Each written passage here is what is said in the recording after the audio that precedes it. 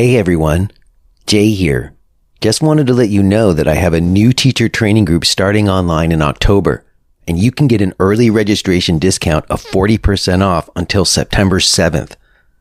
You can find out more and register at jbrownyoga.com/training. Also, as a way to give you a firsthand account of what the training is like and who it might be for, I recorded this mini talk with a current participant named Christina. Hey, Christina. Hey, Jay. How are you? I'm good. How are you? I'm doing very good. Thank you. Thank you for doing this. I so appreciate that you would make this time. I really, really do. Thank you. Of course. It's my pleasure. Well, we'll jump straight into it. You know why we're here. And as I mentioned to you in the note that I sent, I struggle always with trying to find ways to promote what I do. If you take like business courses or marketing courses, they'll tell you all these different sort of techniques or something, like find the pain point, like, what's the problem that someone has that you're going to solve? Or if it's not that, a lot of times it's like, okay, well, what are the learning objectives? What's somebody going to get from your training, And if I'm being totally honest, I don't have any idea what people are going to get from the training. I mean, I have some idea about what I think's important or what I'm putting out there, but I don't know what people are going to get from it. And I don't always know if they've gotten it or not. So anyways, I guess to get us started, I'm curious, first of all, and you may have told me this before, but perhaps you'll say it again. What was your motivations behind wanting to do additional training? Because I know you had other training before. And then why did you decide to do training with me? Yeah, I can easily speak to those. So I did my 200-hour in 2019, and I did it with a studio based in DC called Yoga District, that I had originally been drawn to because their sort of mission statement was bringing yoga into underserved communities and kind of like demystifying it a little. And I really appreciated that, like not just kind of, in a gym or kind of, more the yoga scene in DC was very much more like fitness, rocket, craziness based. So like I really liked kind of the ethos of this. And the training that I did was structured. So it was like about 10 weeks, I think, total, and every day on the weekend. So like I was working full time during the week, and then I would get up at 6 a.m. on Saturday and drive into the city and do training all day on Saturday and get back at 9 at night and then get up again on Sunday and do it all again for about a 10-week period. And then they did have a pretty rigorous, like, for 40 days, they wanted us to like do all these practices every day and keep a journal. And like we had to do a test and all of this other stuff. But it was so much information so quickly. And a lot of it like was, the in-person adjustments and anatomy and kind of all of that I thought that for me, like for a 200-hour, I think like that's what you want to focus on. You want to get people so that they're ready to teach. They're not going to hurt anybody. They're going to be able to just string together a class and have it be a good experience.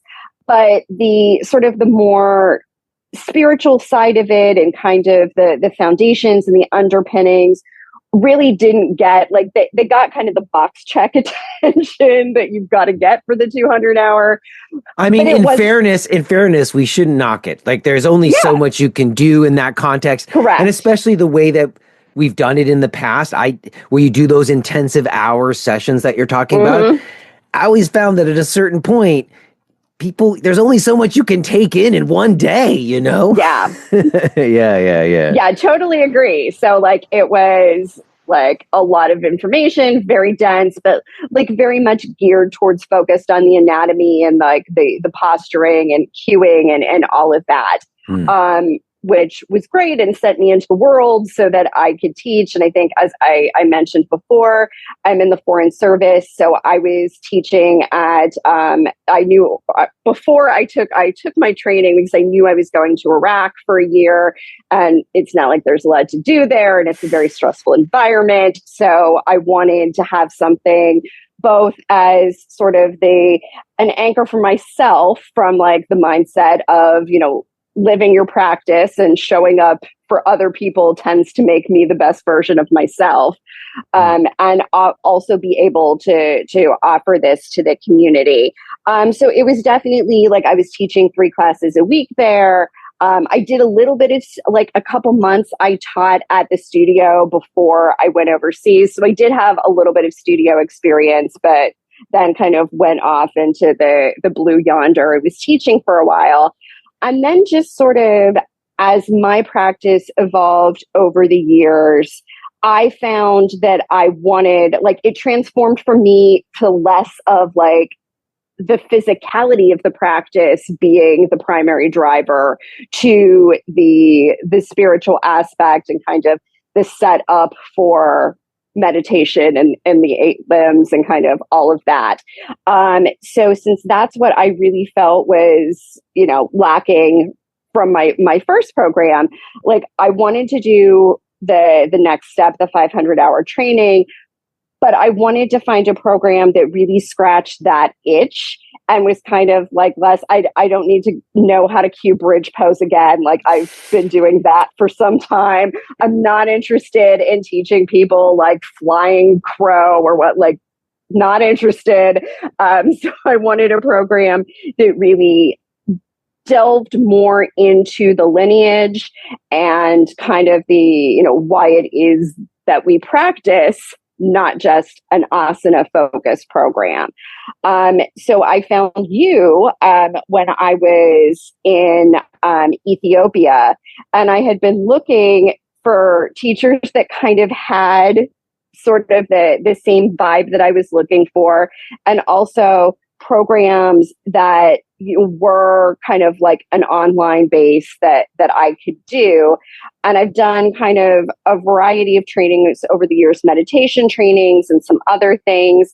And I wanted to find sort of kind of the setup that you have. So I really like modular programs where you've got an element of live online. We're all together every Monday, night or Monday afternoons. We have the ability to share.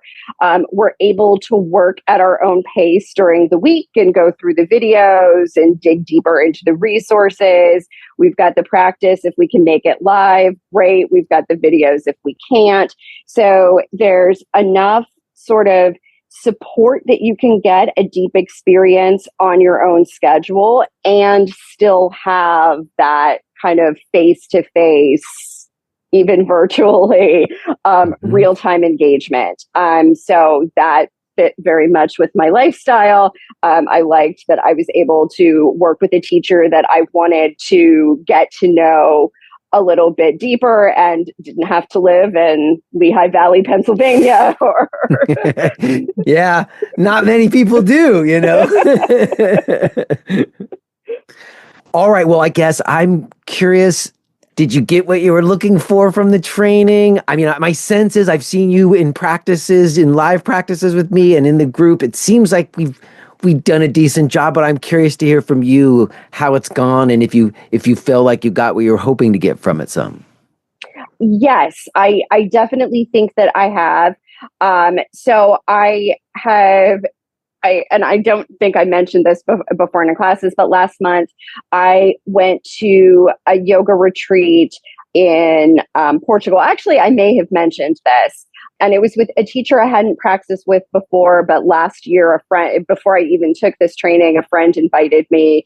So we went to this retreat last month. And as she and I got started talking, like we both really gravitated towards like, this is something we feel compelled to do, like to work together, to like put on retreats, to have those sort of experiences. And that is something that I don't think definitely, I know prior to this training, like I wouldn't have the confidence to do, because I wouldn't have felt like I knew enough to fill a week, that I would just kind of be stringing practices along without like a real architecture or structure to them. So now, through what I've learned in this class, like I definitely feel that I can pull together a week-long program that blends together different styles of practice and meditation, and can offer, I was even thinking like what one of the practices would have a Jay Brown practice, and just kind of go through your sequence so people can experience it, because it is very different. And just sort of, have that level of exposure, but to show people that yoga doesn't just have to be one way, and that, from a physical practice, it doesn't always have to be intense. You can have a more breath-centered practice and get them to experience what that feels like in their body. And then, do something that's a little bit more, active and dynamic and creative, like one morning, that's fine too. But I feel like I've got sort of more options for how to teach, and also more language to really explain the foundational concepts in the lineage, not just like you're doing this pose to open your hips, or kind of the more anatomy based cueing. I feel like I've got much more language to describe sort of the rest of it that I just didn't really have before. Well, I love to hear that. I consider that a major win, because that is my intention behind the training, especially for someone like you who is coming in having had some training and experience already, to just fill in the knowledge gaps and to boost that confidence level. I love to hear that. I think that's awesome. You should definitely put together some retreats. I think they'd be awesome. And you bring a lot of like life experience with you. So as you know, we've discussed this, that counts for a lot. So very cool. Let's leave it there. Thank you so much again, Christina. We do have a little bit of time. We got a couple months left in your program together. But again, I just so appreciate that you took this time to share about what your experience has been. Thank you. Of course, my pleasure. All right. I'll see you soon. Okay, thanks. Bye. Okay.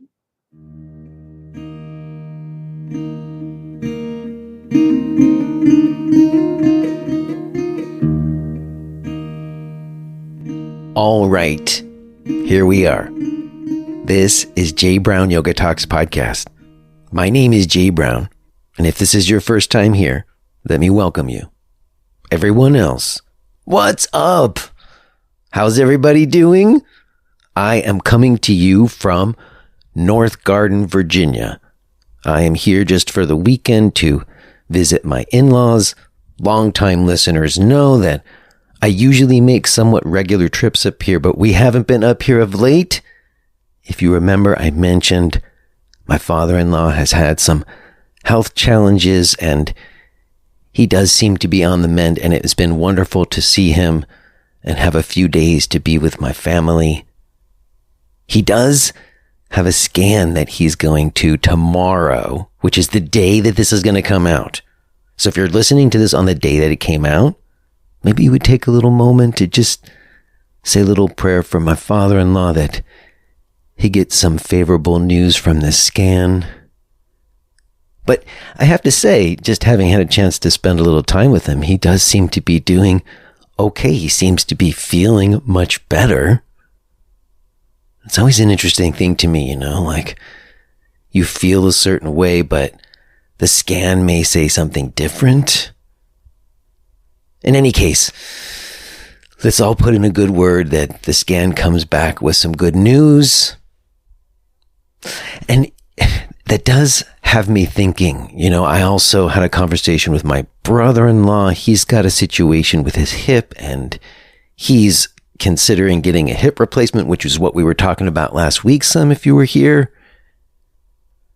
And, for me, I see the profound value in the medical interventions that we have. I mean, it's incredible what we've been able to do in terms of like helping people through difficult health challenges, and I've said this many times before, my wife was saved from an ectopic pregnancy that would likely have killed her if it wasn't for an intervention. And, my dad's had several like heart attacks and strokes, and he's still with us. And, it's pretty incredible what medicine can do.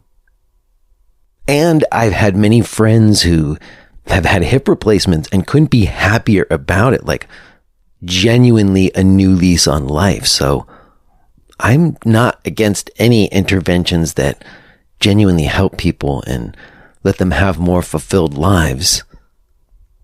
I guess for me, it's always a certain feeling I have when I'm talking about someone and their body, that I know from what I've been doing as a yoga teacher all these years, that what my friend Amy Matthews said to me is true. Like the idea that you have about your body changes your body. And I've seen that in my own self. And it's interesting the way we have different kind of ideas about the human body. And when I talk to people about their bodies, a lot of times it doesn't really seem to fit with what I've observed to be true in terms of the mystery or something, or the wonder of a human body. It's not fixed. And our knowledge of the body is not fixed and has changed in the recent past. And that is very much part of today's conversation with Lauri Nemetz. I met Lauri recently at the Berkshire Yoga Festival. I was staying in a bungalow with my friend Leslie Kamenoff and his partner Lydia Mann. And we were sitting around a dinner table the first night I was there. And Lauri Nemetz and Jill Miller came over because the three of them, Lauri and Jill and Leslie, were all doing a panel discussion at the festival together. And I got to hear them doing like their prep session for it. And as you'll hear, it led to some threads that I've been interested to pull on, and some conversation around fascia, because that's been sort of like the big new area of anatomy and people in the yoga world talking about fascia. So I wanted to get someone on here to give me the straight deal on it. And Lauri was the perfect person. I very much enjoyed connecting with her, and it's my pleasure to be sharing it with you today. Real quick before we get to it, let me mention that if you're enjoying this show and you would like to support it and get access to the full-length archives, maybe you would consider becoming a podcast premium subscriber for as little as $5 a month. You can make a really big difference and help me keep this going. Also, if you want to connect with me in other ways, there's opportunities for us to do that. I've got ongoing live classes and a weekly discussion group. I've got an upcoming teacher training starting in October. I believe early registration is available until September 7th. And there's also other stuff, on-demand videos and whatnot. So you can find all of my stuff, Podcast Premium, the training, and everything else at jbrownyoga.com. Okay, y'all, I'm going to leave it there. I've got family to get back to, and I'm not sure if somebody's in the next room and they can actually hear me while I'm doing this or not. So we're going to leave it there. I will touch base with you on the other side, but let's go ahead and get to it. Let's listen to this conversation I had with Lauri Nemetz.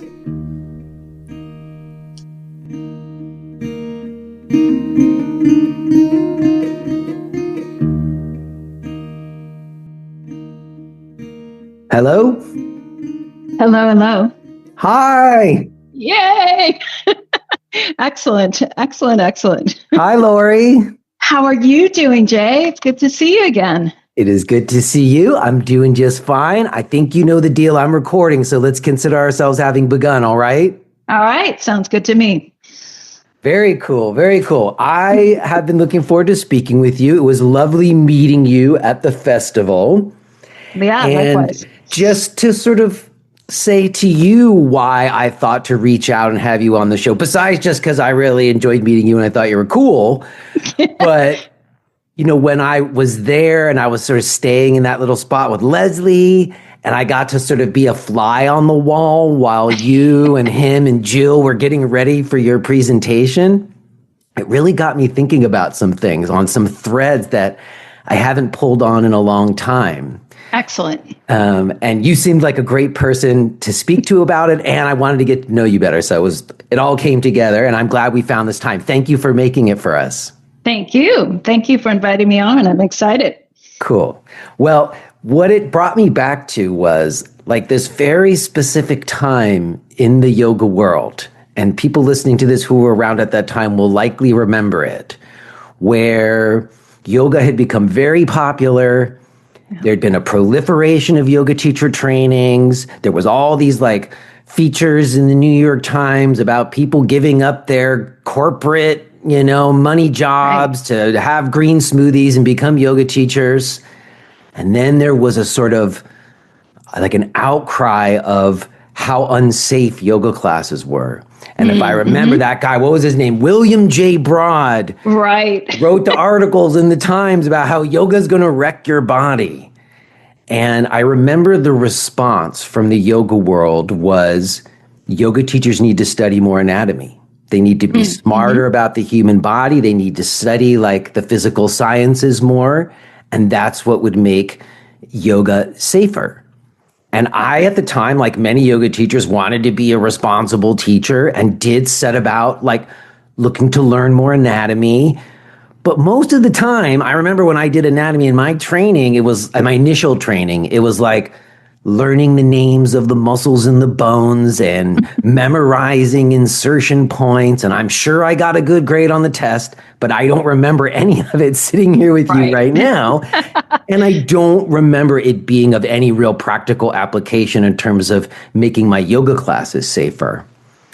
And I wrote an article for the International Association of Yoga Therapists around that time that was entitled, Does Studying Anatomy Make Yoga Safer? You remember, you were around. I do remember. I was back. I asked Leslie and Amy and like Neil Pearson from Canada and Judith Hansen Lassiter. And they sort of all kind of agreed that generally speaking, the answer was no, but there was qualifications around it. And it had to do with how you're studying anatomy, that there were sort of different ways of studying anatomy. And we can talk about that some today. And I would say the thing that I really came away with that kind of blew my mind that I don't think everybody thinks of, because it's just the way we conceive of human bodies, is that there seemed to be this idea that learning anatomy was going to be more fixed or something. Like it was like this corpus of knowledge that one could learn, that doctors and physical therapists learned. And kind of like a set thing. Similarly to like the way that like in yoga, there's so much interpretation about like the same sutra. The same seemed to be true in anatomy. Like depending on who you were studying with, you could get really different ideas about the body and anatomy. Absolutely. Absolutely. So I'm not crazy. That's true, right? Like anatomy is open to interpretation, right? Oh, definitely. And this is even some of what I'm diving into right now. I'm doing a late in life PhD because why not? At the time, science is going imploding, and so is education. This is when I choose to do my late in life PhD. But I'm curious, so I have to go there. And some of what I'm looking at is even how visual rhetoric, or how we make meaning from images, changes what we understand. So this is definitely true with anatomy also, because if we have certain pictures in certain books and we only look at that, and that's our basis of knowledge, we think the body only moves that way. So that's part of the reason. I mean, I paired up with Leslie and we do some of our dissection labs too, because you get under the surface and it is all one whole thing until you divide it up. Now, there's usefulness. I do consider myself an anatomist of having some of those names because, certainly if I go to a surgeon or something, I want them to be able to reference the same thing. So there is usefulness, like the zip code. We want to be able to have some of that. But as you said, a lot of the teacher training programs, and I remember this point too, in the yoga world, just went into, okay, we have to get our hours in. And we're going to do this all at once. I probably was guilty of teaching some of that as well. We all went through interesting phases, both in the yoga and anatomy world. But yeah, it's changeable. I mean, what we think of in anatomy, and by just memorizing things, we don't always understand how it all relates. So I always, as much as, sometimes we have to study things, I'm most interested in, can you then apply it to something you see in front of you in a way? And we can call it all different things as well. I was back in the yoga world as well before it became popular, at the height of the popularity and afterwards. So, coming out of it, I guess I started sometime in the late 80s, early 90s. Was when I kind of fell into the yoga world and took a deep dive. And, some of the most brilliant teachers I had may not have known all the names and pieces, but were able to understand how this worked in the body that was in front of them. And that's always interesting to me too, because as I know from a little bit of taking your class at the Berkshire Yoga Festival, as well, we went through the time period, and a lot of your listeners too, where, yoga then got very rigorous and the poses were very intense. And so was the philosophy end of things. But, and then we've gone a whole different way these days. But there became a time period where people in teacher training programs, not everybody's, were learning choreography and not learning how to teach or the why behind things. And I think that's an important, place to kind of go back to, which is an interesting area. I was listening to your podcast the other day with Andrew about some of the new guidelines in the yoga world and where we might go. So that's an interesting. Well, that's another thing. If we want to talk about organizations, I know there's like fascial. I heard that there's a lot there too. If we have time, we'll go there. I have other things I'm curious about talking about with you. That conversation is less interesting to me right now. What I would say is I really I'm intrigued by what you're saying about like anatomy as a lens of perception. And I want to put a pin in there and come back to that because I think that's really intriguing. I am also thinking about this time that you're referencing as well, this moment where, yes, teacher training programs were just kind of filling hours. And even in terms of, it wasn't just with anatomy that teacher trainings were doing that. They were doing it in terms of how they were considering asana and making classes. Sure. Everything got standardized in a certain way that it lost some of the pedagogy maybe, which we can get to.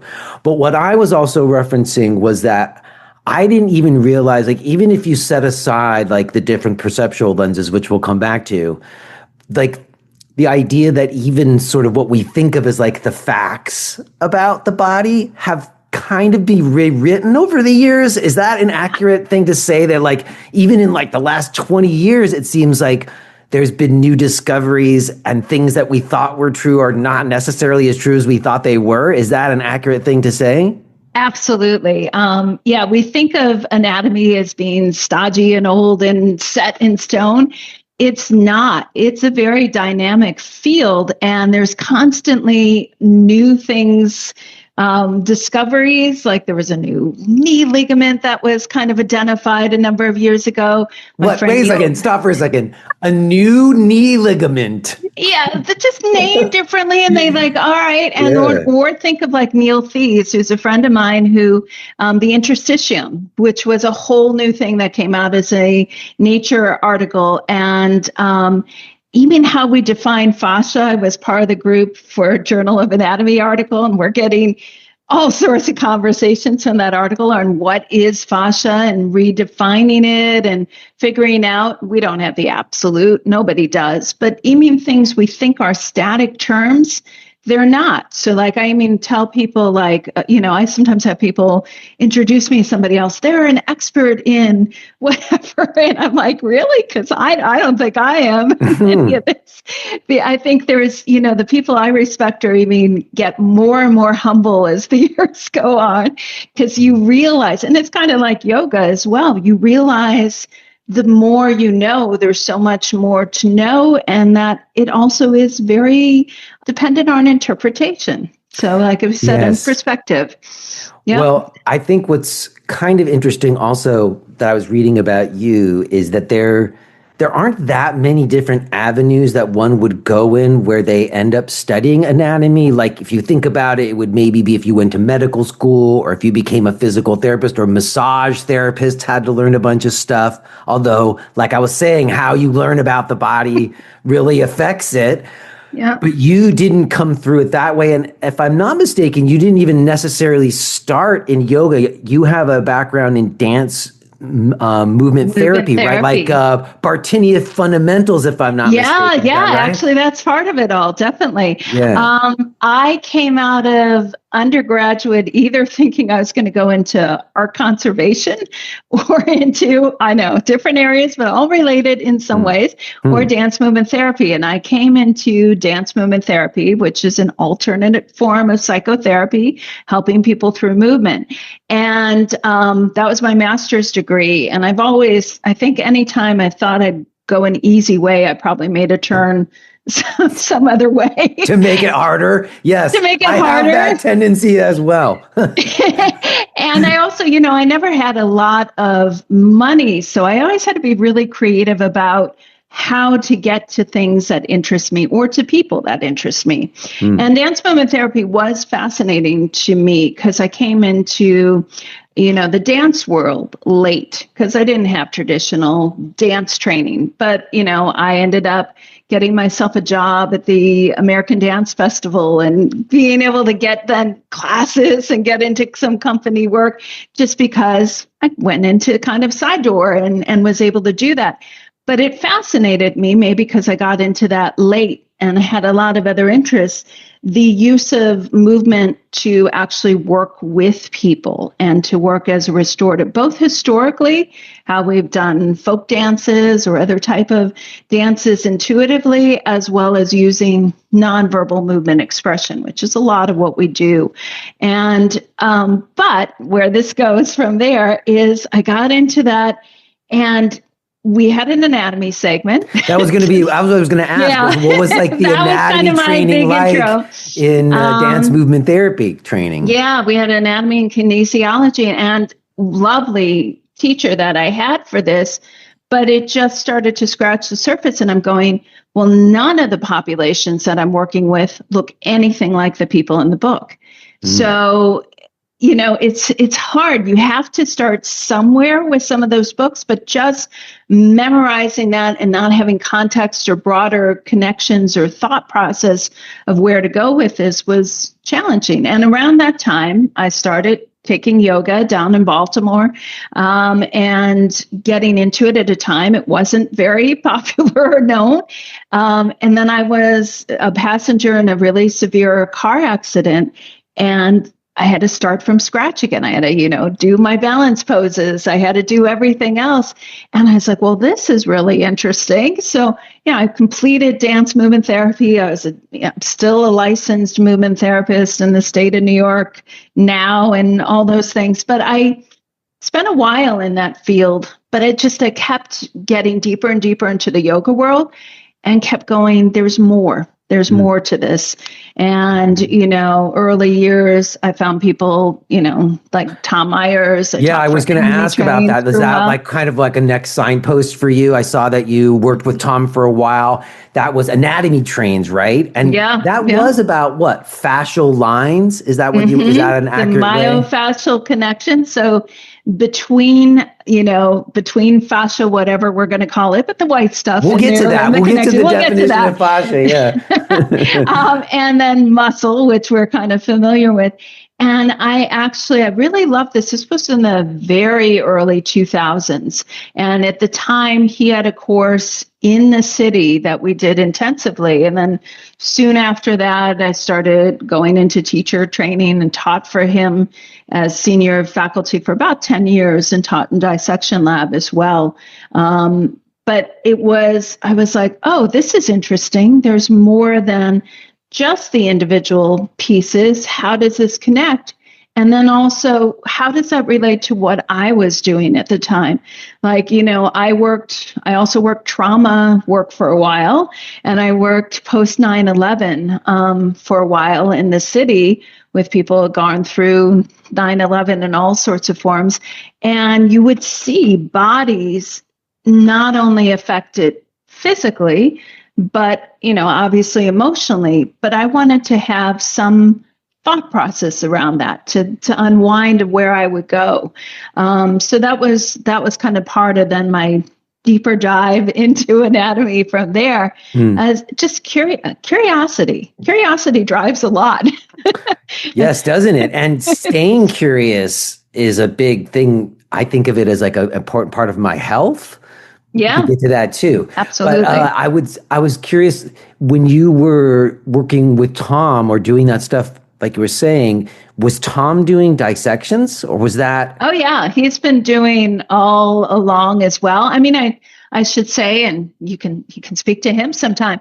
In the early years, it was his thought process and theory, and then he got into the lab as something to look at how it connected. And again, in dissection, you'll hear him talk about, other people talk about too, muscles are kind of going down and sectionally off places. And there's logical places why we call these muscles the muscle. Bicep looks like a certain muscle in there. But if you go back to kind of the older anatomy, they used to be numbered in the body instead of named. Muscle kind of translates to mouse, because like the ancient, I forget if it was the Greeks or the Romans, thought this looked like little creatures running underneath the surface of your body. So I think that's always fascinating too. Hard science. There's some hard science for you. Yeah, there you go. And Tom had too very big interest in curiosity of dissection. And even when I was first, kind of getting into that world, I had friends through the FAMI program in New York City, through now it's Connected Studio and Mount Sinai, who did a program of pro-section or pre-dissected material. And then Tom suggested go see Gil. So I was deep diving into Gil's work for a while. Back in the days when he was in New Jersey and Newark. People listening don't know who you're talking about. Gil Headley. I've had him on the show. Yeah, well, incredible guy also. Yes. Yeah. And somebody who came out of manual work and as a philosopher too, and took a deep dive into that whole world of dissection. But yeah, I think that some of the people I'm most attracted to work with or, intersect with in different ways are those that stay curious. And they're not always in the traditional realm. I mean, Leslie's an example of that too. Sure. Right? Yes, they sort of exist in the margins a little bit, and they acquire knowledge, but from a different viewpoint than a lot of traditional knowledge sources. But at some point they intersect again. I guess I was curious about the anatomy trains, because when I remember back, like when I never studied them that much, but I certainly studied them a little bit. Like anybody who was really curious at that time, it was a pretty big deal, because it's different idea of like learning muscles and bones and insertion points. And suddenly we're talking about connective lines that run through the whole body. Seemed very interesting to me. However, like I still, like to me in my mind, it was like connective tissue. And it does seem like that's maybe one of the big new things that have happened, where like now they're talking about fascia like an organ more than a tissue. Could you say something more about that? Yeah, and some of the paper too, we're kind of even talking about it as a system. And sometimes people go, ooh, system, that's a bad word, but it doesn't have to be. It could be a good system, something that interconnects. And I also think it's kind of interesting because it is a lot like yoga. You know, we talk about the word yoga, yuj, which means to connect, but as a lot of people explain, it's connecting two different things, yoking together. It's not that it's all necessarily one. We've got this, whatever. It's actually that we're in connection. And I think it's a great way to think of the body because there are things that, for one reason or another kind of have a separate identity. But fascia, in a lot of ways, is that connection between all these different bits and pieces. So why some people like Tom look at it in terms of lines. And again, I think, a caveat here, I used to teach a lot of workshops around for anatomy trains. A lot of New York especially knows me from those years. But it's not like we open up the body and, oh, there's the line. Yeah, you could just see it. If you cut you open, there's the line, right? It's more finesse than that. It's turning the scalpel, kind of horizontal and making that connection. And some of it makes sense, whether it's theoretical or, scalpel wise. But any theory has to, start to make sense and connection. But I guess where I'm going with this all is, yoga is a lot the same way, where we're talking connection and why one part of things affects something else, whether you're talking large system or, worldwide, environmental, I won't get into anything too deep otherwise, but all of that, it connects, it makes sense, and same in the body. So if you're talking about like a myofascial connection, and Tom is one who's outlined very prominently, but there are other people who have other thought processes theoretical, like physical therapist Diane Lee or Carla Stecco. So there's other people who've thought about, what connection maybe makes sense throughout these things. You have to then see if there's some relevance in all of that and how we talk about it. But it's, the body is only whole until we start to cut it apart. It's a lot like an orange. It really is, there's places that divide easily, there's things that divide easily, but it's the whole until we start to do the separation. Well, that's what I've heard. I have not done any dissection workshops. Honestly, it's just not been a thing I've had an opportunity to do. And I don't know. I've never had like a big pull. I've never been a huge anatomy guy in general, but I'd do it with you and Leslie. I would do it because you guys use it as this like point of inquiry in a really cool way. But it does seem like once you open a body up, it doesn't look the same as it looks in the books, as I understand it. And also, I've heard you talk about this, that there was a pretty big difference where a lot of people who did human dissection, it was with embalmed material rather than non-embalmed material. Maybe you could say something about that because that seems pretty significant to me. It is. First of all, if you want to do, and we hope you come, Leslie and I, we're doing our next one, K&M Labs, with Lydia as well, Lydia Mann, Leslie's partner, in August of next year. So we don't have one this year. So there is buzz building for that one because we haven't done it a bit. And we look under the surface. We're hands-on, and then we also take it into movement applications.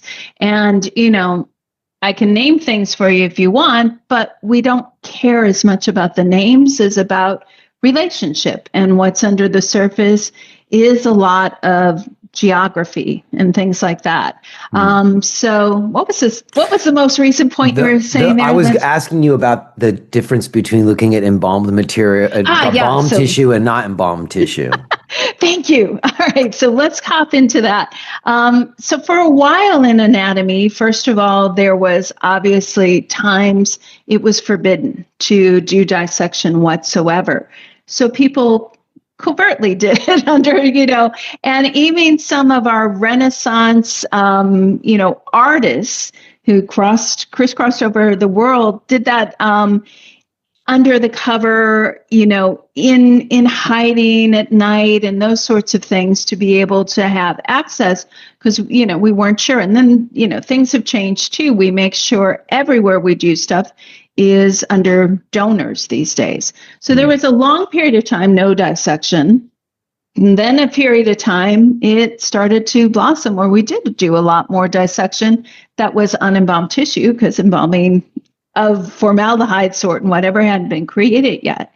So then more recently into medical times, you have, formaldehyde, which is highly toxic. And what it does is it changes the protein component, especially in tissue. So that's why you may see, images or videos that have that. And it kind of shatters the fascia itself. So it doesn't actually, you see it, it looks like, something that's been discolored or tried to be recolored, and it doesn't move. It's not mobile. So a lot of those of us in the movement world have gone towards unembalmed tissue or donors that are frozen and then worked with, or some of the newer techniques, which medical schools are trying with too, which are soft fixes, which are fixes that, again, less toxic for the embalmers. We like that. or for the dissectors and people in the anatomy world and the embalmers too. And then it allows for mobilization. So it allows for us to start to see movement. Because, if a doctor is dissecting, usually they have one donor for a table of doctors for one course over the course of a year. And they're working on that same body.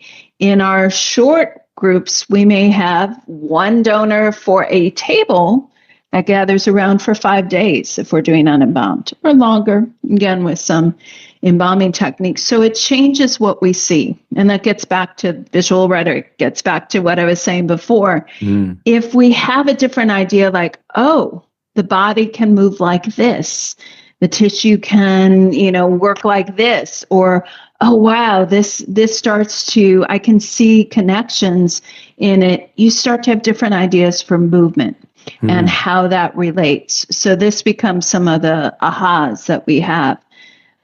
So it has changed things quite a bit, how we see, not only for those of us outside the immediate medical school systems, but inside as well. I guess for a year at Rush Medical in Chicago, and, they're getting more interested too in some of this because people happily, for the most part, are living longer. And so if there's scars or injury or what have you, instead of, doing surgical interventions the same ways they've always done, they want to be more respectful for how we move and for how we heal and the types of lives that we want to have. So there's more curiosity about how it is holistically in the body.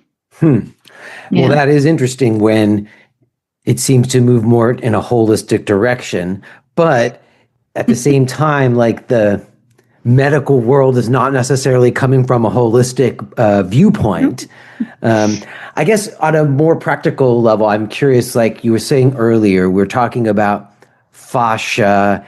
I don't know that everybody has a clear idea about what fascia is. And then recently you hear them say, oh, fascia is like an organ. And then you say the myofascial system. My 16-year-old daughter knows the word myofascial release, but she knows it from watching these like TikTok fitness videos where they're like doing like rollers on their legs to try to get out lactic acid after they work out or whatever it is they're doing. Doesn't always seem to go with what I'm kind of understanding about fascia in terms of it being more than just connective tissue.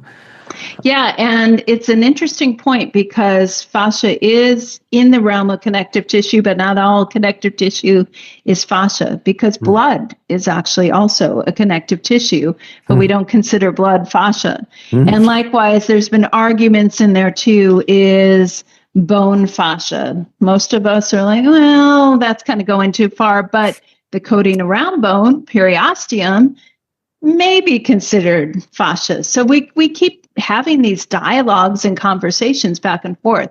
As far as myofascia, it's a really kind of easy one to break down. Myo means muscle.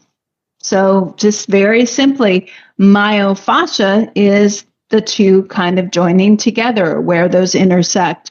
And so if you have myofascial lines, you're talking about myofascial release. You're talking about fascia and muscle together. And I'm right with you as far as agreement. I won't name negative names, but I'll shout out some positive things here.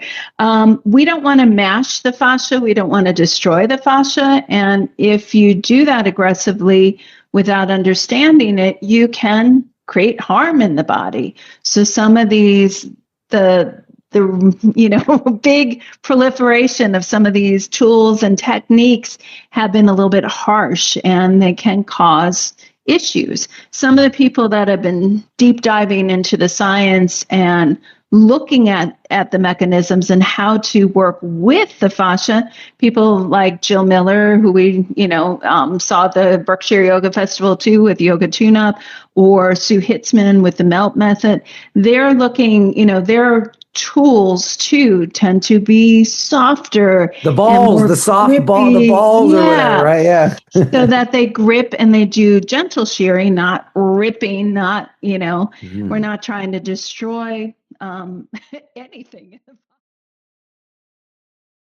If you are hearing this message, then you're listening to the free version of J. Brown Yoga Talks. To hear the rest of our conversation, please subscribe to Podcast Premium at jbrownyoga.com/premium.